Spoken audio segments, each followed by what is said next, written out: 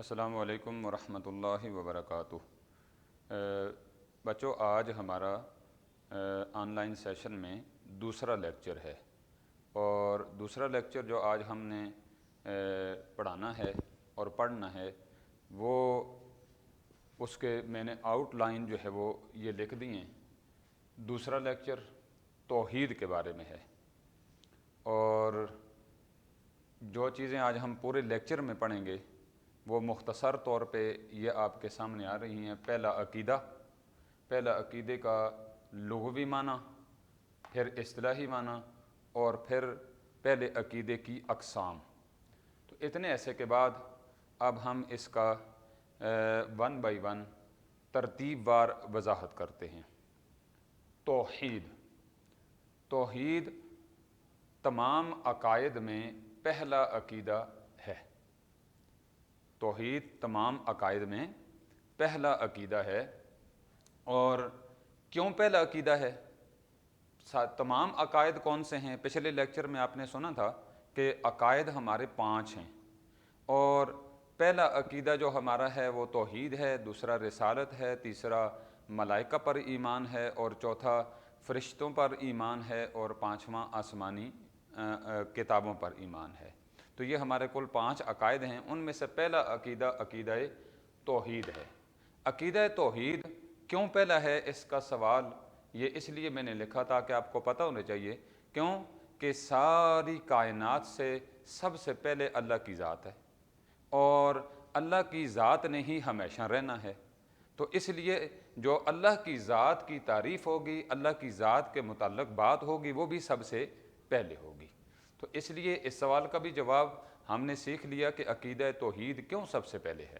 اور دوسرا، عقیدہ توحید کا لغوی معنی۔ توحید کا لغوی معنی جو میں نے یہاں لکھا ہے اور کتاب میں لکھا ہے وہ صرف اتنا ہے کہ ایک ماننا اور یکتا جاننا۔ لیکن اگر ہم اس کی روٹس پہ جائیں، بنیاد میں جائیں، تو توحید لفظ جو ہے یہ واو، ہا اور دال سے بنا ہے، جس کو آپ وحدہ بھی کہہ سکتے ہیں، وحدہ بھی کہہ سکتے ہیں۔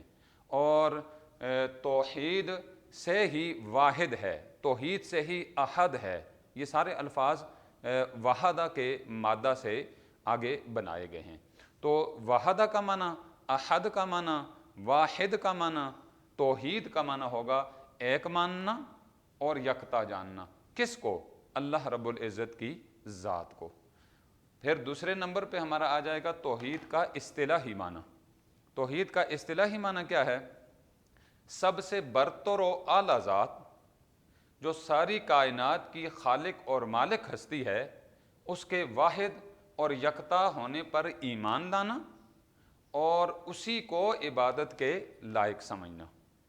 اس کی ہم جو کتاب میں لکھی ہے ٹیکسٹ بک میں، جو پہلے لیکچر میں آپ کو میں نے کتاب دکھائی تھی، اس میں تو یہ تعریف ہے، لیکن اس کی اگر جامع تعریف ہم بنائیں کہ جس میں توحید کی تینوں اقسام بھی آ جائیں ساری کی ساری، تو ہم یہ کریں گے کہ سب سے برتر و اعلیٰ ذات جو ساری کائنات کی خالق و مالک ہستی ہے، اس کو اس کی صفات میں، اس کی ذات میں، اس کی صفات میں اور صفات کے تقاضوں میں واحد اور یکتا ماننے اور اسی کو عبادت کے لائق سمجھنے کے ہیں۔ تو یہ ایک جامع تعریف ہو جائے گی، جو آپ کا امتحان میں بھی جب دوسرے ممتحن چیک کرے گا پیپر، تو ایک نمایاں تعریف اور ایک جامع قسم کی تعریف جب آپ کے پاس آئے گی تو پھر وہ بندہ آپ کو نمبر دینے پر اس طرح مجبور ہو جائے گا۔ دوسرا آگے، توحید تمام انبیاء حضرت آدم علیہ السلام سے لے کر جناب خاتم المرسلین صلی اللہ علیہ وآلہ وسلم کی ذات اقدس تک جتنے بھی انبیاء تھے، سب نے توحید کا درس دیا۔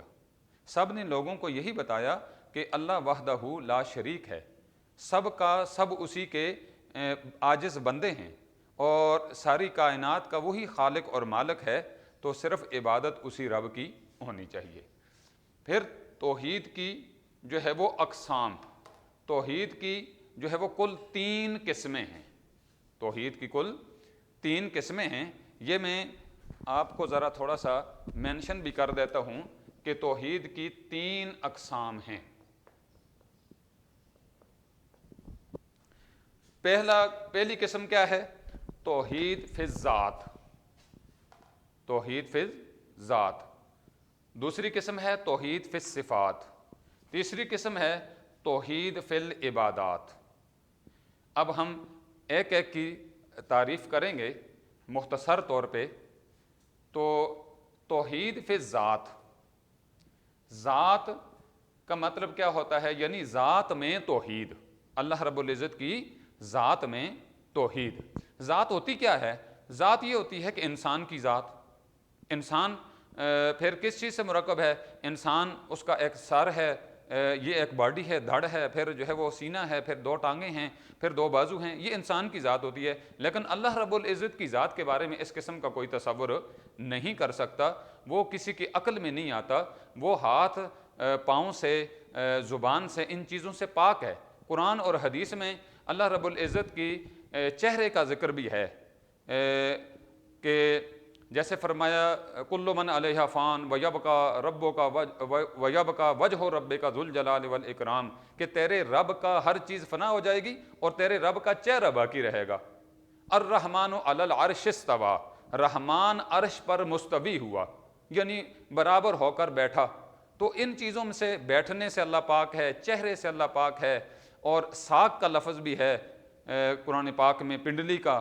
اسی طرح اللہ رب ید اللہ فوق ایدیہم، اللہ کا ہاتھ ہے ان کے ہاتھوں پر۔ اب اللہ ہاتھ سے پاک ہے۔ تو ان تمام چیزوں میں ذات سے مراد، یہاں بھی اللہ کے اعضاء کا ذکر ہے، وہاں اللہ کی قدرتیں مراد ہیں، وہاں اللہ کی طاقتیں مراد ہیں۔ تو ذات میں توحید کی تفصیل اب ہم پڑھیں گے کہ ذات اور حقیقت، یعنی اللہ کی ذات اور حقیقت میں کوئی دوسرا فرد اس کا حصہ دار نہیں ہے۔ اور یاد رکھیں کہ حصہ دار کون ہوتا ہے؟ حصہ دار یا تو باپ ہوتا ہے، اس کے بیٹے اگر فوت ہو جائیں، مثال دے رہا ہوں، یا جو ہے وہ باپ فوت ہو جائے تو اس کی وراثت میں پیچھے اس کی جائیداد میں حصہ دار اس کے بیٹے بنتے ہیں، جو اس کے ورثاء کہلاتے ہیں۔ تو اللہ رب العزت کی ذات میں حصہ داری نہیں ہے، تو پھر ہمارے سامنے کیا بات سامنے آئی کہ نہ اللہ کا کوئی بیٹا ہے، نہ اللہ کی کوئی بیٹی ہے، نہ جو ہے وہ اللہ کسی کا بیٹا ہے، اور نہ اللہ کسی کی اولاد ہے، اور اسی طرح اللہ کے برابر بھی کائنات میں کوئی نہیں۔ اس کی دلیل ہمارے پاس کیا ہے؟ وہ سورہ اخلاص ہے، جس کا پہلا جو ہے وہ آیت میں نے آپ کے سامنے لکھی ہے، اور پوری سورہ اخلاص کتاب کے اندر لکھی ہے، کہ جس میں اللہ رب العزت نے ارشاد فرمایا قل هو اللہ احد، کہہ دیجئے اے محبوب صلی اللہ علیہ وآلہ وسلم کہ وہ اللہ ایک ہے، یکتا ہے۔ اللہ الصمد، اللہ بے نیاز ہے۔ آگے پھر بیٹے اور بیٹی کی نفی کی، اولاد ہونے کی نفی کی۔ لم یلد ولم یولد، نہ وہ کسی کی اولاد ہے اور نہ اس کی کوئی اولاد ہے۔ ولم یکن لہ کفوا احد، اور نہ اس کے کوئی برابر ہے۔ تو میں یہاں مختصر بات جو ہے وہ یہ بھی آپ کو ذکر کر دوں کہ یہ شرک میں پھر آئے گا، کہ جیسا کہ عیسائیوں نے کہا وقالت النصارى المسیح ابن اللہ، عیسائیوں نے کہا کہ عیسیٰ علیہ السلام اللہ کے بیٹے ہیں۔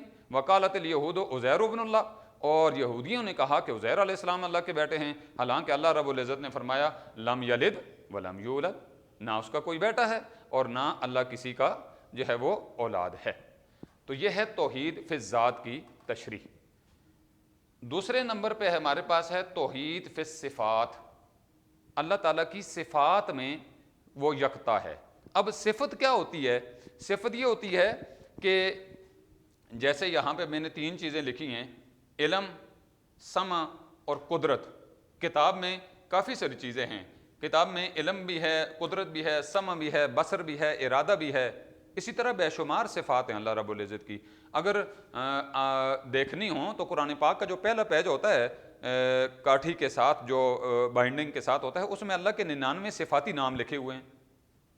هو اللہ الذی لا الہ الا هو الملک القدوس السلام المؤمن المہیمن العزیز الجبار المتکبر الخالق البارئ المصور له الاسماء الحسنى۔ اور ساتھ ہی ساتھ ایک اضافی بات آپ کو بتاؤں کہ بچوں، بات یہ ہے کہ حضور علیہ الصلوۃ والسلام نے فرمایا کہ جس کو یہ صفاتی 99 نام جس کے سینے میں ہو نا، اللہ رب العزت اس کو جہنم کی آگ میں جلنے نہیں دے گا۔ یہ اللہ رب العزت کے ناموں کا کمال ہے۔ تو یہ بھی کوشش کرنی چاہیے کہ ساتھ ساتھ زندگی میں ہم جو ہے وہ، جیسے میں نے پہلے لیکچر میں کہا تھا کہ اسلامیات کو بطور اسلام ہم نے پڑھنا ہے، اور تاکہ ہمیں بھرپور فائدہ ہو۔ تو علم، قدرت، سمع، بصر اور ارادہ، یہ 3 چیزیں لکھی ہیں سمجھانے کے لیے۔ یہ آپ سمجھیں گے تو آپ کو سمجھ آ جائے گی کہ علم جاننا یہ ایک صفت ہے، اب سمع سننا یہ ایک صفت ہے، اسی طرح قدرت طاقت رکھنا یہ ایک صفت ہے، اور یہ صفات انسان میں بھی ہیں، یہ صفات اللہ رب العزت کی بھی ہیں۔ تو اب انسان بھی علم حاصل کرتا ہے، جیسا کہ آپ نے پریپ سے لے کر یا نرسری سے لے کر میٹرک تک پڑھے ہیں، تو ٹیچروں سے آپ نے، اساتذہ سے علم حاصل کیا ہے، جانا ہے۔ اور اسی طرح اب جو میں لیکچر دے رہا ہوں، یہ ریکارڈنگ کرا رہا ہوں، آپ میرے لیکچر کو جب سنیں گے تو یہ سننا ہے۔ اسی طرح جو ہے وہ قدرت، آپ جو ہے وہ بیٹھے ہیں، آپ نے وہ چیز، آپ کے پاس موبائل ہے یا کوئی بھی چیز ہے، اس کو آپ نے آن کیا ہے، اس کو مائک آپ نے کانوں میں لگایا ہوگا، تو یہ طاقت ہے، قدرت ہے۔ اب یہ انسان کی بھی ہے اور اللہ رب العزت کی بھی ہے۔ اب دوسرا سوال یہ ہے کہ جب انسان کی بھی یہ صفت ہے، جب اللہ رب العزت کی بھی جو ہے وہ سننا صفت ہے اور انسان کی بھی ہے، اسی طرح طاقت رکھنا جب اللہ کی بھی صفت ہے اور انسان کی بھی ہے، تو پھر کیا شرک نہیں ہو گیا؟ سوال میرا یہ ہے۔ تو اس کا جواب یہ ہے کہ صفات تو ایک جیسی ہیں نا، انسان میں بھی وہی ہیں، اللہ میں بھی وہی ہیں، اللہ رب العزت کی ذات میں۔ تو شرک اس لیے نہیں ہے کہ اللہ رب، یہ 3 باتیں میں نے لکھی ہیں، ان کو غور سے آپ نے لکھنا ہے اپنے پاس، یہ کتاب میں نہیں ہے، کہ اللہ کی جو صفات ہیں وہ ذاتی ہیں، وہ کسی سے لے کر جانتا نہیں، سنتا نہیں، طاقت نہیں رکھتا، بلکہ اس کی ذاتی ہیں۔ اور جو ہم انسانوں کی ہیں، حضرت آدم علیہ السلام سے لے کر قیامت تک جو بھی انسان آئے گا، تمام انسانوں کی یہ جو صفات ہیں، جاننا ہے، سننا ہے، طاقت رکھنا ہے، یہ اللہ کی عطا کردہ ہیں۔ اور اسی طرح دوسرا فرق کیا ہے کہ اللہ کی صفات یہ کامل ہیں، اس لیے شرک نہیں۔ اللہ کی صفات کیا ہیں؟ کامل ہیں، مکمل ہیں، نقص نہیں ہے، اس میں کوئی کمی نہیں ہے۔ یہ نہیں ہے کہ اللہ رب العزت جو ہے وہ کمرے کے اندر تو سنتا ہے، باہر نہیں سنتا، لیکن انسان کمرے کے اندر سنتا ہے اور باہر نہیں سنتا۔ لیکن کچھ لوگ ایسے ہیں کہ جن کے بارے میں حدیث پاک میں، یہ بھی بات واضح ہونی چاہیے کہ حدیث پاک میں جن کے بارے میں آتا ہے، بخاری شریف کی حدیث، کہ میں ان کے ہاتھ بن جاتا ہوں جن سے وہ پکڑتے ہیں، میں ان کے کان بن جاتا ہوں جن سے وہ سنتے ہیں، میں ان کی آنکھیں بن جاتا ہوں جن سے وہ دیکھتے ہیں۔ وہ اللہ رب العزت کے برگزیدہ بندے ہوتے ہیں جنہوں نے اس کے ساتھ لو لگائی ہوتی ہے، یاد کیا ہوتا ہے۔ لیکن معنی یہ ہوگا کہ ان کے ہاتھوں میں، ان کے کانوں میں، ان کی زبان میں، ان کے دیکھنے میں اللہ کی قدرت آ جاتی ہے۔ تو پھر جیسا کہ بڑی مشہور حدیث ہے کہ حضرت عمر ممبر پہ بیٹھے تھے اور نہامند میں جو ہے وہ جب حضرت ساریہ لڑ رہے تھے دشمن سے، تو دشمن پہاڑ کے پیچھے سے حملہ کرنے والا تھا، تو حضرت عمر نے مدینہ منورہ سے آواز دی، یا ساریۃ الجبل، اے ساریہ پہاڑ کے پیچھے ہو جاؤ۔ تو وہاں حضرت ساریہ نے حضرت عمر کی آواز سن لی لاکھوں میل دور۔ تو کچھ ایسی مثالیں بھی دین کے اندر موجود بارکیف ضرور ہیں۔ تو انسان کا سننا جو ہے وہ کامل نہیں ہے، کسی اعتبار سے بھی ہو، جیسے اللہ کا سننا ہے۔ اللہ کا سننا کامل ہے، انسان کے سننے میں پھر بھی نقص ہوتا ہے، کیونکہ انسان کو جو طاقت دی ہے وہ کس نے دی ہے؟ اللہ رب العزت نے دی ہے۔ دوسرا، اللہ کی یہ صفات ازلی ابدی ہیں۔ اب ازلی کا معنی کیا ہے اور ابدی کا معنی کیا ہے؟ ازلی کا معنی ہے ہمیشہ، شروع سے ہیں، اب اس شروع کا نہیں پتا کہ اللہ تعالیٰ کب سے ہے۔ اور اسی طرح ابدی ہیں، اس ابدی کا بھی نہیں پتا کہ اللہ کب تک رہے گا۔ لیکن انسان کی صفات اس کی زندگی تک ہوتی ہیں، کچھ کی جو ہے وہ مرنے کے بعد قبر میں بھی ہوتی ہیں، جیسا کہ نبی پاک صلی اللہ علیہ وسلم نے فرمایا کہ جب ماں باپ کی قبر پہ جاؤ تو وہ تمہاری دعا کو سنتے ہیں۔ اور آپ اگر غور کریں تو ایک کامن سی بات ہے کہ جب ہم قبرستان میں جاتے ہیں تو ہم کہتے ہیں السلام علیکم یا اہل القبور، اے قبروں والو تم پر سلامتی ہو۔ تو ظاہر بات ہے کہ پتھر کو تو سلام نہیں کیا جاتا، سلام اسی کو کیا جاتا ہے جو سلام کا جواب دیتا ہے۔ تو اللہ تبارک و تعالیٰ روح کو جسم کے اندر لوٹا دیتا ہے، جس کی وجہ سے وہ ماں باپ ہماری سلام کا جواب دیتے ہیں۔ اور ہماری جو ہے وہ فاتحہ پڑھنے سے، قرآن پاک پڑھنے سے نیچے جو ہے وہ محظوظ ہوتے ہیں، ان کو سکون جو ہے وہ نصیب ہوتا ہے۔ تو یہ اللہ کی جو صفات ہیں وہ ازلی ابدی ہیں، لیکن انسان کی ہمیشہ کے لیے نہیں ہیں، انسان کی جو ہے وہ ایک لمیٹڈ ہیں، جو ہے وہ مقید ہیں، محدود ہیں۔ تو یہ تین اعتبار سے یہ شرک نہیں ہوگا کیا کہ اللہ کی جو صفات ہیں وہ انسانوں میں بھی ہیں، تو اس اعتبار سے یہ شرک نہیں ہوتا کہ وہ ذاتی ہیں، اللہ کی کامل ہیں، اللہ کی ازلی ابدی ہیں، جبکہ انسانوں میں ایسا نہیں ہے۔ اور اس کی دلیلیں میں نے یہ 3 آیتیں لکھی ہیں۔ واللہ سمیع علیم، اللہ تبارک و تعالیٰ سمیع اسی سمع سے ہے، سمیع سننا، اور علیم اسی علم سے ہے، جاننا۔ اللہ رب العزت بہت زیادہ سننے والا ہے، بہت زیادہ جاننے والا ہے۔ لیس کمثلہ شیء، اس کی مثال کائنات میں کوئی بھی چیز نہیں۔ اب برابری کی بھی نفی کر دی۔ ان اللہ علی کل شیء قدیر، اللہ تعالیٰ ہر چاہت پر قادر ہے، ہر شے پر قادر ہے۔ تو یہ قدرت کی مثال ہے، طاقت کی مثال ہے۔ پھر یہ 3 مثالیں صفات کو سمجھنے کے بعد اب ہم آتے ہیں توحید فی العبادات، یا جس کو آپ کی کتاب میں لکھا ہے اللہ کی صفات کے تقاضوں میں توحید۔ اب صفات ہیں کیا، ہم پھر اوپر آئیں گے ذرا تھوڑا سا۔ صفات کیا ہیں؟ علم، سننا، جاننا، قدرت رکھنا، ارادہ، یہ ساری اللہ کی صفات ہیں۔ اور انسانوں کو کس نے دی ہیں؟ اللہ نے دی ہیں۔ اسی طرح اللہ کی اور صفات مثال کے طور پر ذکر کروں کہ اللہ خالق ہے، ہمارا پیدا کرنے والا، اللہ مالک ہے، اللہ رب العزت رازق ہے۔ جب یہ ساری نعمتیں انسان کو اللہ رب العزت نے دیں، حتیٰ کہ پیدا بھی اللہ نے کیا، تو پھر انسان پر یہ واجب ہے نا کہ اس کی جو یہ صفات ہیں یہ تقاضا کرتی ہیں، یہ ہم سے مطالبہ کرتی ہیں کہ ہم صرف عبادت اسی رب کی کریں، اس کے علاوہ کسی اور کو معبود نہ سمجھیں۔ یہ سب کچھ جب اس نے پیدا کیا تو ہمارا حق یہ ہے کہ ہم اسی کی عبادت کریں اور اس کے ساتھ کسی کو شریک نہ ٹھہرائیں۔ پہلے 2 آیتیں میں نے لکھی ہیں، یہ آپ کی کتاب میں جو ہے وہ ٹیکسٹ بک میں نہیں ہوں گی، یہ آپ نے نوٹ کر لینی ہے۔ وما خلقت الجن والانس الا لیعبدون، جنوں اور انسانوں کو ہم نے نہیں پیدا کیا مگر اپنی عبادت کے لیے۔ تو جنوں اور انسانوں کو پیدا کرنے کا مقصد کیا ہے؟ کہ وہ اللہ کی عبادت کریں۔ اور دوسری آیت لکھی ہے شہد اللہ انہ لا الہ الا ہو، آگے آیت ہے والملائکۃ واولو العلم، کہ اللہ خود گواہی دیتا ہے کہ اس کے سوا کوئی معبود نہیں۔ تو یہ اس آیت سے ہمیں یہ پتہ چلتا ہے کہ اللہ رب العزت کو جو اپنا معبود مانتا ہے، اللہ کی عبادت کرتا ہے، اللہ کے علاوہ کسی اور کے سامنے نہیں جھکتا، تو اللہ رب العزت اس سے خوش ہوتا ہے۔ اللہ رب العزت اس سے اتنا خوش ہوتا ہے کہ اللہ رب العزت کے سامنے جب بندہ سجدہ کرتا ہے اور بندہ کہتا ہے سبحان ربی الاعلی، سبحان پاک ہے ربی، میرا رب اعلیٰ جو بلند ہے، تو پھر رب العالمین اس کی تعریف کرتا ہے سجد عبدی، فرشتوں گواہ رہو میرے بندے نے میرے لیے سجدہ کیا ہے۔ تو اسی طرح اللہ رب العزت کی یہ مہربانی ہے کہ وہ ہم سے جو ہے وہ ہم مسلمان ہیں اور ہم صرف اسی کے سامنے جھکتے ہیں، اس کے علاوہ کسی اور کی عبادت نہیں کرتے۔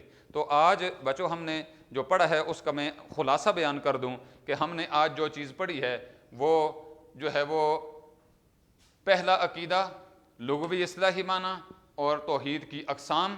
توحید کی اقسام پھر یہ ہیں ذات میں توحید، صفات میں توحید اور عبادات میں توحید۔ تو یہ تینوں چیزیں سمجھ لیں آج کے لیکچر میں۔ انشاءاللہ اگلے لیکچر میں ملاقات ہوتی ہے۔